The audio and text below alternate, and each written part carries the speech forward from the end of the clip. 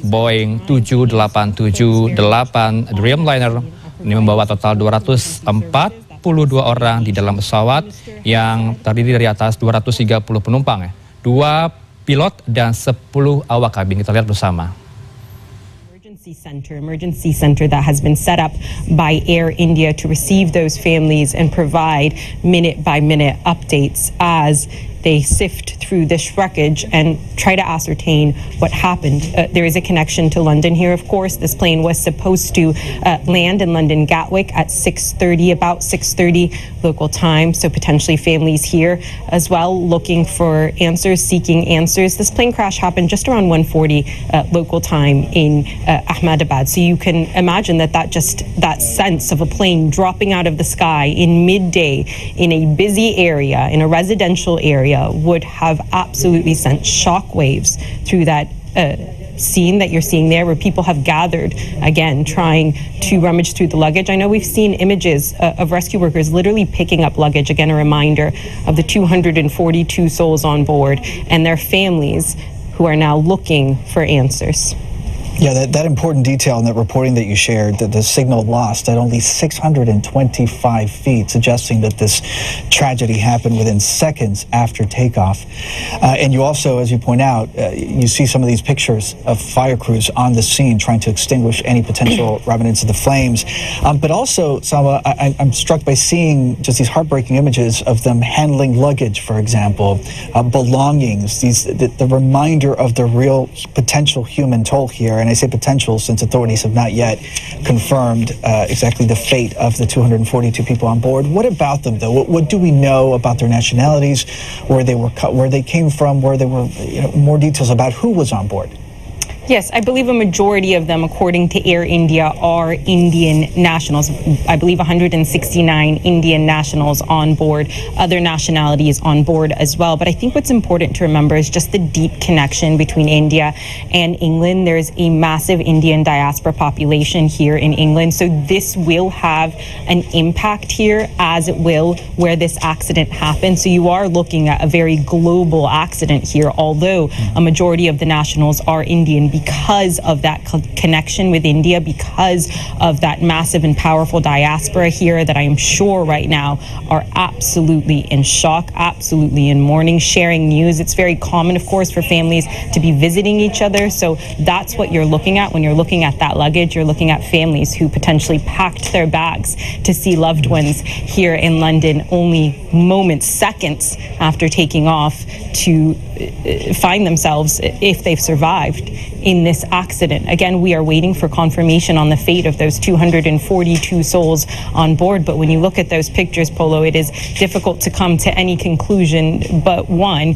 And for those families looking at these images, rushing to that emergency services center that's been set up by Air India, their first question will, of course, be what has happened? And so when you're looking at those emergency crews, they have to recover not just what remains of the flight in terms of investigation, in terms of carrying out what's in the aircraft carrier, but they need to pick up all that luggage you've seen, all those belongings you've seen, anything that can identify those on board and tell their families what happened to them. So every scrap there is important, but as you can see, there's just clearly been huge fires that have torn through this crash site. You can see, of course, the rescue workers there trying to extinguish those flames. You can see the scorched earth. You can see the burnt out buildings. So you are talking about a rather large epicenter. And when you're looking at these fires, you do have to wonder what was able to survive these fires, but also what can be salvaged or saved from these fires.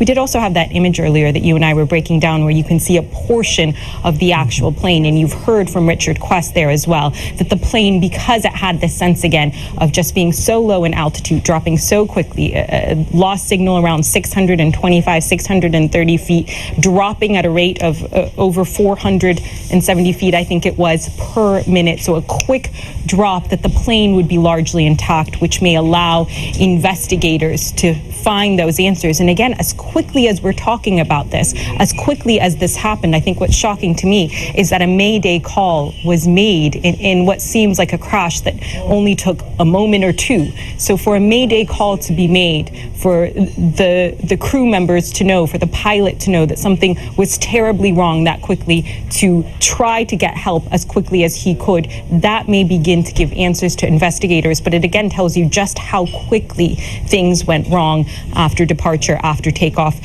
only making it again around 630 feet into the air before things went terribly wrong, crashing to the ground, dropping out of the sky, causing these huge fires and flames that you've seen on the ground because it would have been full of fuel. The plane would have been full of fuel potentially.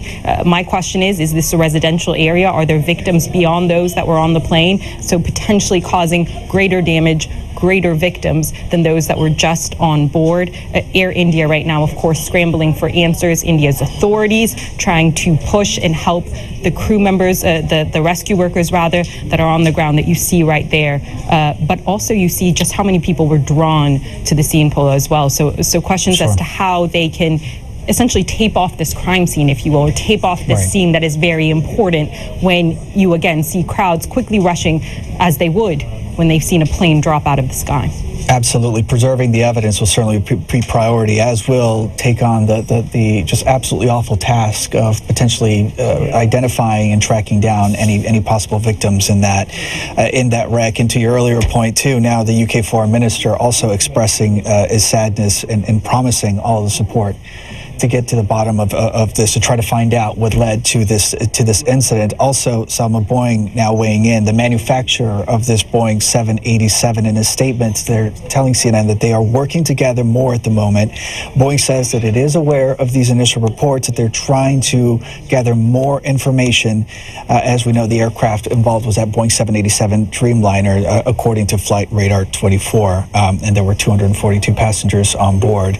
And you also bring up a really important point. This was roughly 10 in the morning local time for a large jetliner to essentially fall out of the sky. One can only imagine there must have been people on the street, potentially people at homes. You see that building that with very little left. Do we know? Have we heard any reports of any individuals on the ground potentially hurt in this?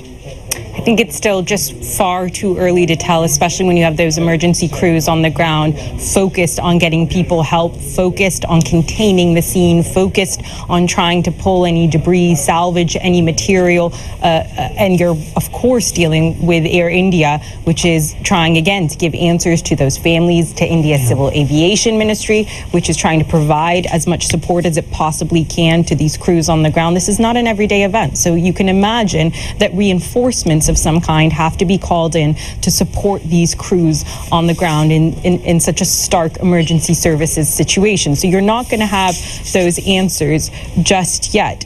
I want to remind people also of the connection here to London. This was a flight that was supposed to land in London's Gatwick Airport at around 6:30 local time. There's a huge Indian diaspora here in England. It is a very active and tight-knit community. It is a community that right now is going to be asking questions, is going to be providing support to those families that may have been waiting on loved ones to arrive in London today, only to see these images playing out on your screen of just luggage being hauled away from the scene of a crash. Someone remind us of some of the support system and some of those measures that the airline and airport officials are taking right now, especially there where you are in London, to make sure that any family members that were waiting on the other end of this flight to receive their loved ones are attended to, are getting the answers that they desperately need at this hour.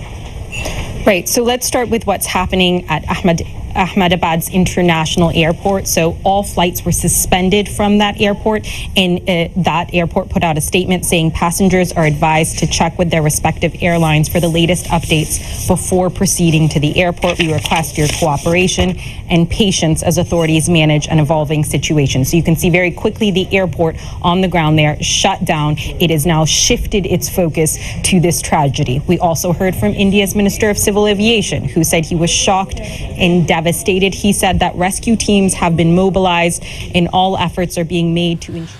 Dan sekian breaking news CNN Indonesia. Selanjutnya kita akan saksikan bersama nanti CNN Indonesia Newsroom bersama rekan saya Victor Pangaribuan. Saya Heranov Al-Bashir pamit. Terima kasih. Sampai jumpa.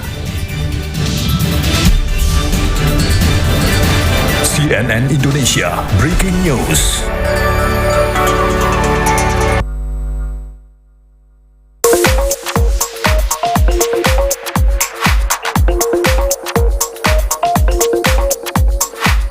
Di setiap rak supermarket sampai etalase toko, pilihan ada di tangan Anda. Ada di tangan kita semua, yaitu memilih